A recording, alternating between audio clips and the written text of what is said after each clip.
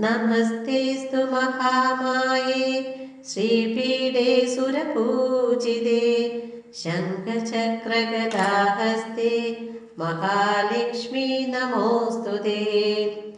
नमस्ते गरुडारूढे कोलासुरभयङ्करी सर्वपापहरे देवी महालक्ष्मी नमोऽस्तुते।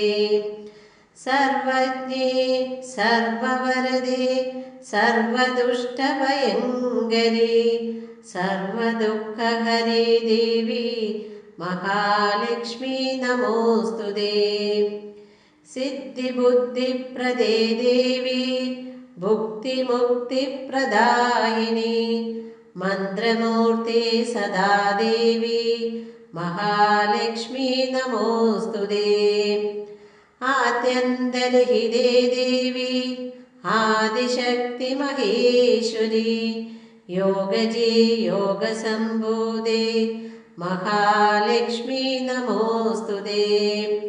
स्थूलसूक्ष्ममहारौद्रे महाशक्ति महोदरी महापापहरे देवी महालक्ष्मी नमोऽस्तुते।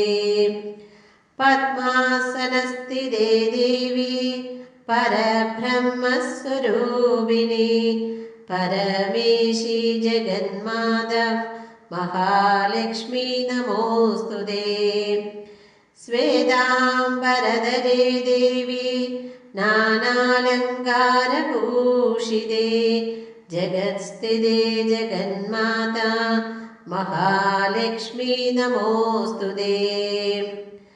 महालक्ष्म्याष्टकं स्तोत्रं य पठेत् भक्तिमान् नरः सर्वसिद्धिमवाप्नोति राज्यं प्राप्नोति सर्वदा। आयुर्देहि धनं देहि विद्यां देहि महेश्वरी समस्तमखिलां देहि मे परमेश्वरी।